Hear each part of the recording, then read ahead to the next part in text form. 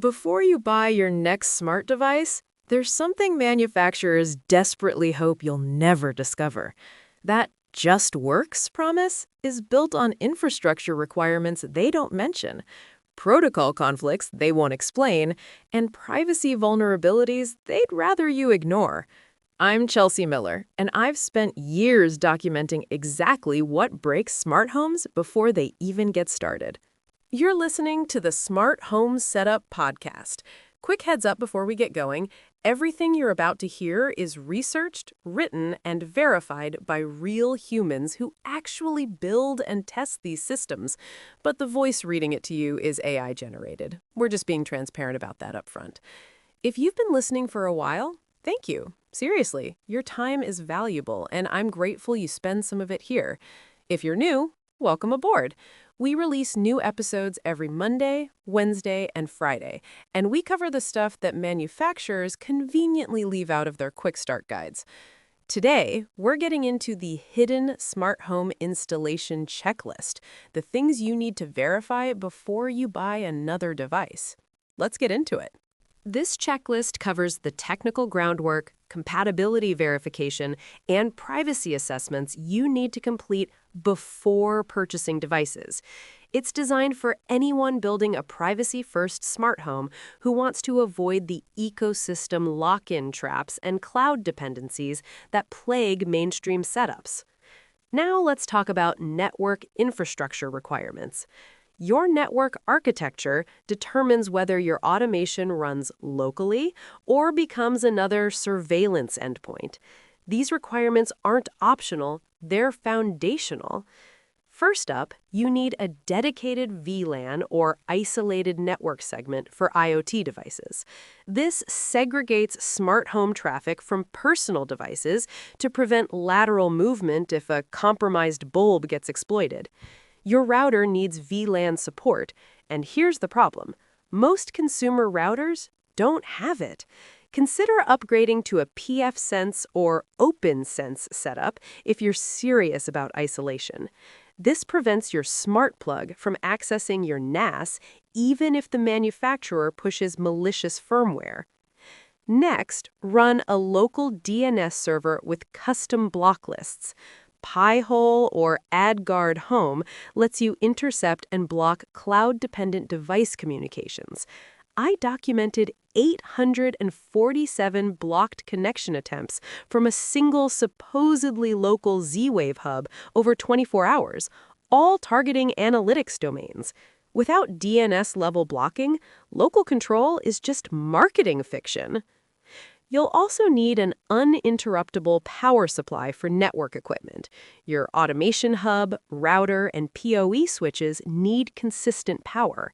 Zigbee and Z-Wave mesh networks degrade catastrophically during brief outages because battery-powered devices lose routing tables. Budget at least 30 minutes of runtime for graceful automation shutdown sequences. Make sure you have sufficient PoE Plus budget for wired devices. Thread border routers, IP cameras, and access points increasingly demand power over Ethernet. Calculate total wattage before buying that 8-port switch. PoE Plus delivers 25.5 watts per port, but cheap switches often can't sustain that across all ports simultaneously. Under-provisioning means random device dropouts during peak usage. Your wireless coverage matters too. You need both 2.4 GHz and 5 GHz coverage with minimal interference. Here's where it gets technical. Zigbee operates on 2.4 GHz, channels 11 through 26, and overlaps catastrophically with Wi-Fi channels 1, 6, and 11. Use a spectrum analyzer app to identify clean channels. If your Wi-Fi router auto-selects channel 6, your Zigbee network on channel 20 will experience 40 to 60% packet loss. This isn't theoretical. I've measured it with Wireshark captures showing retransmission storms during video calls. Set static IP assignments for all hub devices. DHCP lease expiration breaks automation logic that references devices by IP. Reserve addresses in your router's DHCP settings, or configure static IPs directly on hubs. When your Home Assistant server's IP changes, every integration fails silently until you manually update configurations. Create a guest network with internet access only, no LAN access. Cloud-dependent devices that refuse to work without internet access go here. This quarantine zone lets them reach manufacturer servers while preventing them from scanning your internal network. I tested the Echo Dot 5th Gen. Check the link below to see the current price. And it attempted to discover every device on my subnet within 90 seconds of connecting. The guest network stopped that behavior cold. Finally, set up an OpenVPN or WireGuard server for remote access. Remote control without exposing devices to public internet requires a self-hosted VPN. Commercial remote access features route your commands through manufacturer servers, creating both latency, 150 to 400 milliseconds round trip in my tests, and a single point of failure when AWS has an outage. Proper VPN setup means your local automations remain local, even when you're away. Understanding your network's capabilities matters as much as the devices themselves.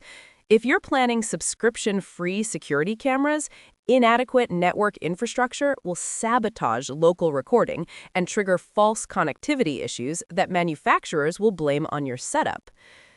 Moving on to protocol compatibility and hub requirements.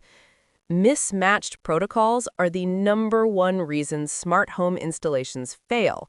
Manufacturers deliberately obscure these incompatibilities to push proprietary ecosystems. Let's start with Matter 1.4 controller requirements. Matter devices need a border router or hub that supports the 1.4 specification.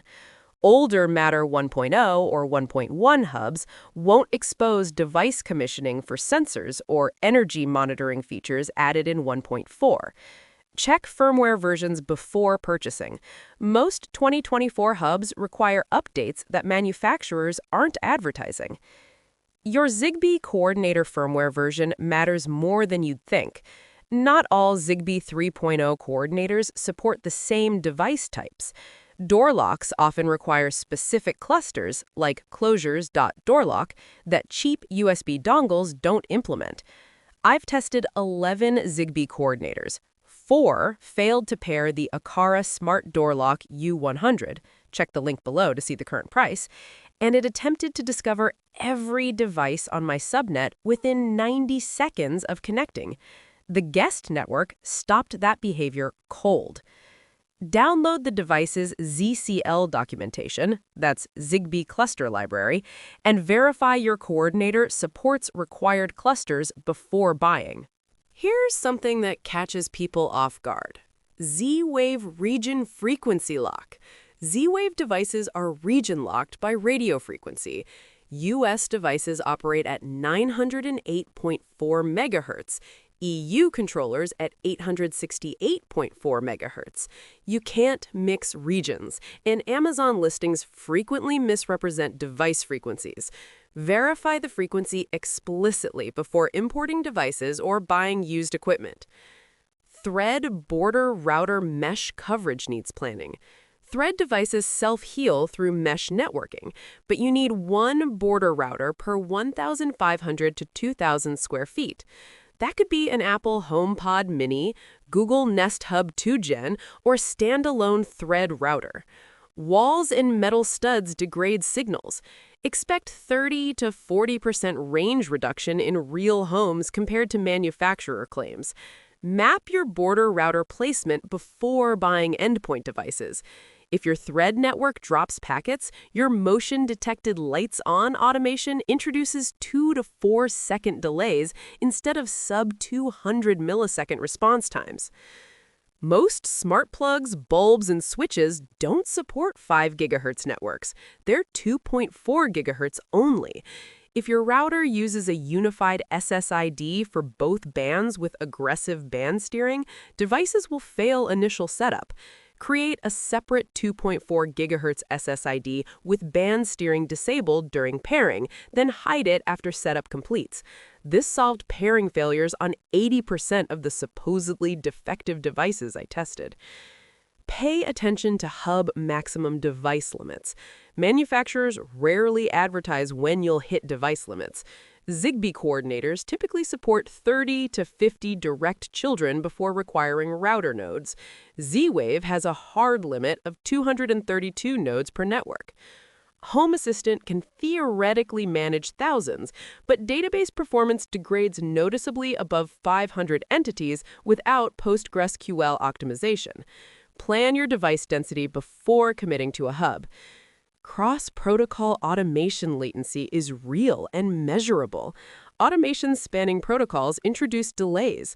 A Zigbee motion sensor triggering a Wi-Fi smart plug via Home Assistant adds 80 to 150 milliseconds compared to same protocol chains, which clock in at 20 to 40 milliseconds for Zigbee to Zigbee.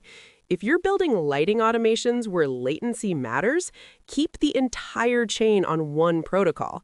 My test showed Zigbee motion sensor to Wi-Fi plug averaged 127 milliseconds. Zigbee motion sensor to Zigbee plug averaged 31 milliseconds. Protocol confusion causes more abandoned smart home projects than any other factor. Now let's get into privacy and data sovereignty verification. Every device makes network calls you didn't authorize. This section helps you identify them and block them before purchase. Start with pre-purchase packet capture analysis. Search GitHub for Wireshark captures of your target device. Security researchers routinely publish traffic dumps showing what devices communicate before and after local mode is enabled. I found packet captures proving that Tuya-based switches continue sending device state to Chinese servers every 5 minutes, despite LAN control being activated. If captures aren't available, plan to return the device. You're the beta tester. Check firmware modification availability. Devices that support Tasmota, ESP Home, or OpenIPC firmware can be liberated from cloud dependencies permanently. Check Tasmota's supported devices database before purchasing any ESP8266 or ESP32-based device. Flashing custom firmware voids warranties, but eliminates phoning home entirely. I've reflashed 23 cloud-only devices. 19 worked perfectly with local-only firmware. Actually read the manufacturer's privacy policy. Not the marketing page, the actual privacy policy. Search for terms like aggregate, third-party partners, and analytics. If the policy mentions sharing data with unnamed partners or reserves rights to change terms without notice, the device is surveillance hardware. I documented one manufacturer claiming local processing, while their privacy policy explicitly stated all video streams are analyzed by our cloud ML infrastructure. Do a physical hardware inspection for cellular modems. High-end security systems sometimes include hidden LTE modems for backup connectivity. These bypass your network isolation entirely. Before installation, photograph the device's FCC ID, which is required on all RF devices, search it on fcc.io, and review the internal photos for cellular modules. I discovered a local NVR with an undisclosed 4G modem. It was uploading thumbnail images every hour regardless of network configuration. Verify API key and cloud account requirements. Devices requiring cloud accounts for initial setup often can't be divorced from those accounts later. Test the device's behavior with DNS blocked to manufacturer domains during the return window. If basic functions fail without internet, return it immediately. True local devices configure entirely via direct IP access or Bluetooth without authenticating to remote servers. Search CVE databases and security forums for your device model, plus the words backdoor or hard-coded credentials.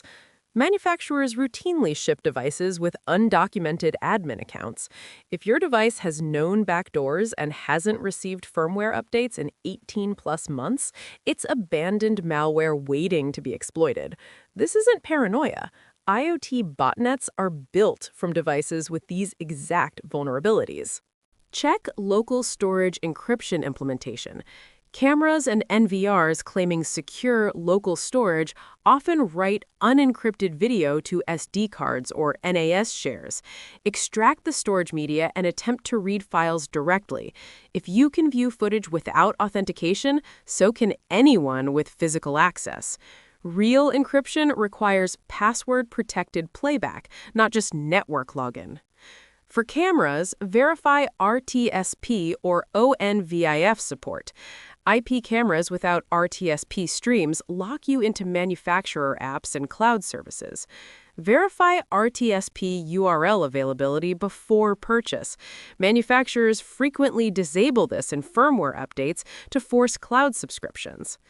The intersection of privacy and smart home automation requires constant vigilance. When evaluating hidden smart home devices, remember that physical concealment means nothing if the device is broadcasting your activity patterns to third-party analytics platforms. Let's talk about physical installation and environmental constraints. Smart home devices fail in predictable ways when environmental factors aren't assessed beforehand. These checklist items prevent the "it worked in the demo room" disasters. Map wireless signal penetration before you commit. Walk your home with a Zigbee sniffer or Wi-Fi analyzer app before deciding on device placement. Metal studs, chicken wire and stucco, radiant floor heating mesh, and foil-backed insulation create dead zones. I tested thread sensors in a home with aluminum studs. Transmission failed through every interior wall, despite border routers being 15 feet away. Real-world range is 30 to 60% of manufacturer claims. Pay attention to temperature and humidity operating ranges. Smart switches and sensors have defined operating ranges, typically 32 to 104 degrees Fahrenheit, 10 to 90% humidity. Installing a Zigbee sensor in an unconditioned attic that reaches 130 degrees in summer causes permanent battery drain and radio failure. If you need monitoring in extreme environments, specify industrial-rated devices and pay 3 to 4 times more. Understand power delivery method and voltage compatibility. Hardwired switches require neutral wires, which aren't available in pre-1985 homes without rewiring. Battery-powered devices need accessible mounting for replacement. I've watched people install sensors in 12-foot ceiling corners, then give up on the ecosystem after the first battery change requires a ladder. Plan replacement access during initial installation. Consider physical mounting surface limitations.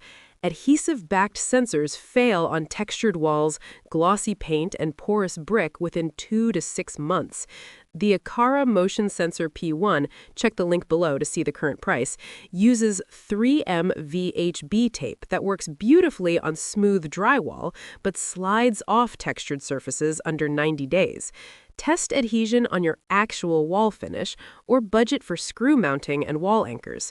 Manufacturers test on pristine painted MDF, not the surfaces in your 1970s ranch. Remember line of sight requirements for IR and RF control.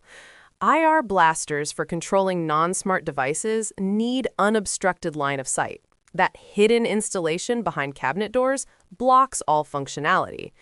Sub-1 GHz RF devices, like garage door openers and security systems, perform poorly when hubs are installed in metal electrical panels or basement corners.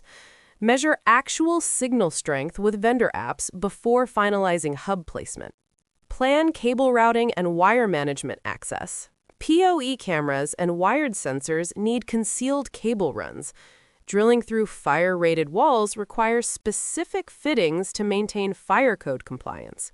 Shortcuts create both legal liability and insurance gaps. Plan wire paths before purchasing wired devices.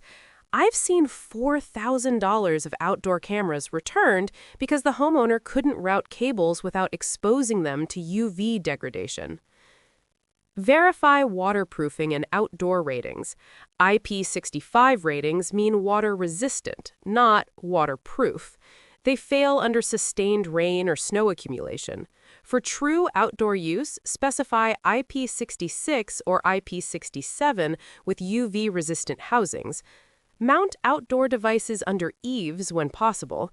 I tested 5 outdoor smart plugs in Pacific Northwest rain. 3 failed within 4 months from water infiltration through cable glands. Check electrical load capacity and inrush current handling. Smart plugs rated for 15 amps might trip on devices with high inrush current like air compressors, power tools, or refrigerators. The startup surge can be 3 to 5 times running current for 50 to 100 milliseconds. I killed 2 smart plugs with a 6-amp shop vacuum because the inrush current exceeded the relay's contact rating. Check datasheets for inrush current specs, not just steady-state amperage. Understanding how smart home energy management system setup intersects with electrical capacity prevents both device damage and fire hazards. Smart plugs monitoring high-draw appliances need both software and hardware capacity verification. Now we get to the part manufacturers really don't want you thinking about: automation logic and fallback planning. Devices are commodities.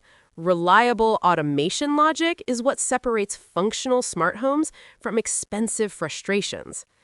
Start by documenting explicit conditional logic before you buy anything. Write out your intended automations in pseudocode. Example, if time is greater than sunset, and motion detected, and lux is less than 10, then turn lights on with 80% brightness and 2-second transition. If your target hub doesn't support multi-condition triggers or lux sensors, you're buying incompatible devices. Test logic capabilities with a vendor documentation. Don't assume scenes equal conditional automation. Verify local-only automation execution paths. Make sure automations run locally when internet fails. Cloud-dependent platforms like SmartThings and most Tuya hubs stop functioning during outages.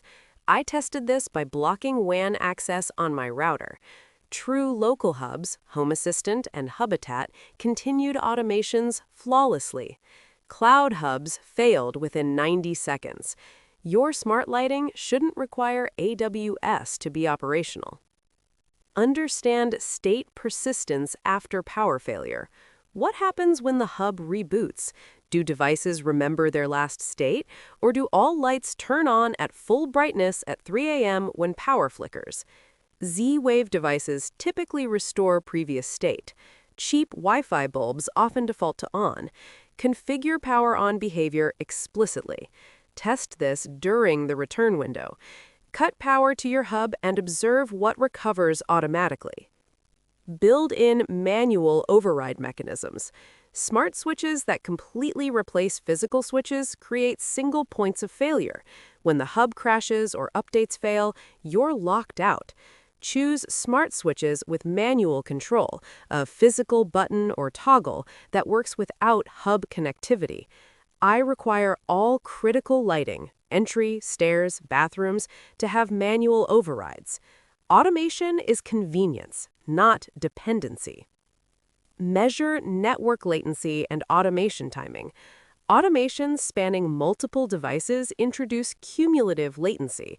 A motion sensor triggering 3 smart plugs via a cloud hub can take 800 milliseconds to 2 seconds. Map out your automation chains and measure actual response times. For lighting automations, target sub-200 millisecond total latency. That's sensor detect to hub processing to actuator response. If your setup can't achieve that, re-architect around local-only protocols or accept the delay. Don't rely on a single notification method. Push notifications through manufacturer apps fail when phones sleep apps aggressively or during app updates. Critical alerts, door opened, water detected, motion while away, need redundant delivery. Local notification plus SMS plus email. Configure fallback logic. Test notification delivery under real conditions. Phone in sleep mode, app backgrounded. Pay attention to device group synchronization behavior. When you command a group of 10 bulbs to turn on simultaneously, do they respond in sync or with visible stagger? Zigbee groups use multicast for synchronized response, sub 50 millisecond spread. Controlling devices individually creates 200 to 800 millisecond stagger that looks broken. Configure devices into proper groups at the protocol level, not just in your automation platform's UI. Define automation disable and vacation mode logic up front. You need to know how to pause automations without dismantling configuration. Example, if vacation mode equals true, then disable presence simulations and enable enhanced notifications. You need this logic documented before purchase, so you're not reconfiguring 40 automations every time you travel. Proper smart home systems include mode switches that modify multiple automation behaviors simultaneously. Here's your final check before you buy anything. Print this summary and verify each item before purchasing smart home devices.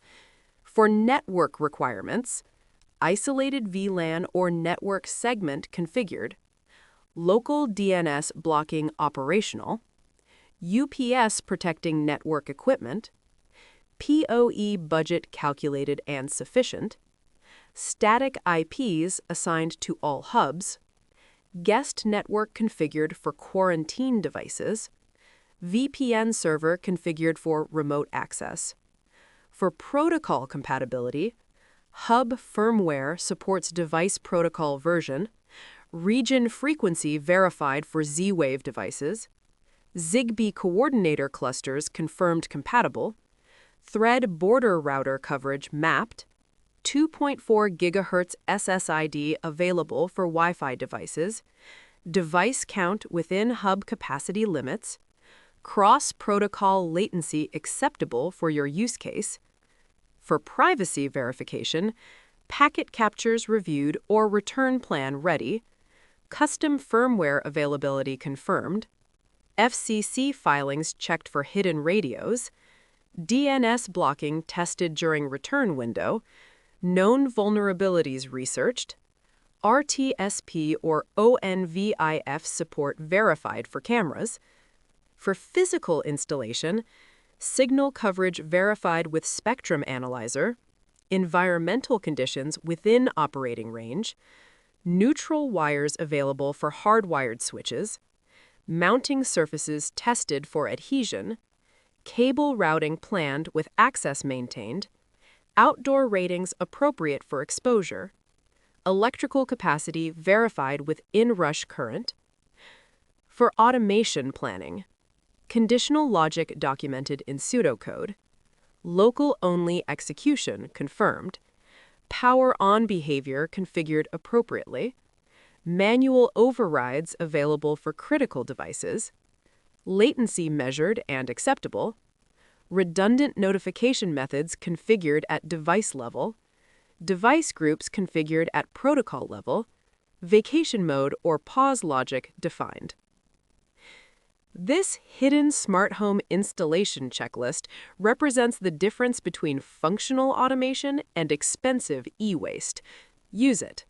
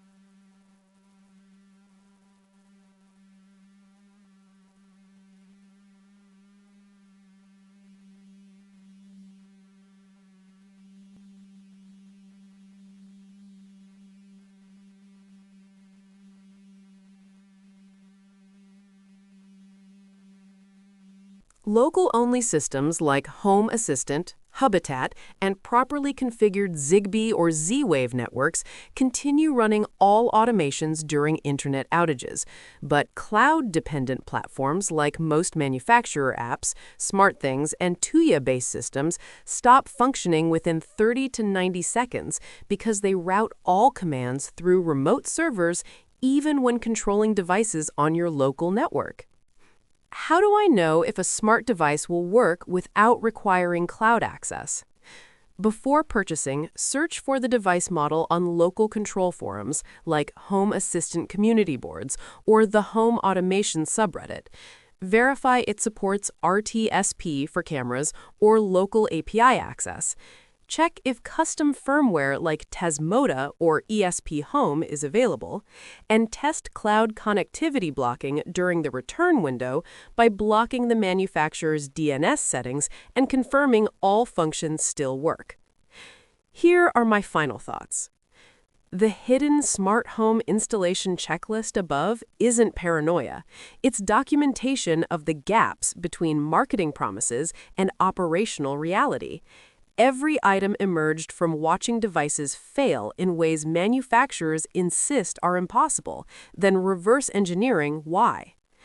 Smart home technology works brilliantly when you control the infrastructure, verify compatibility before purchase, and design automation logic that doesn't depend on someone else's servers staying operational.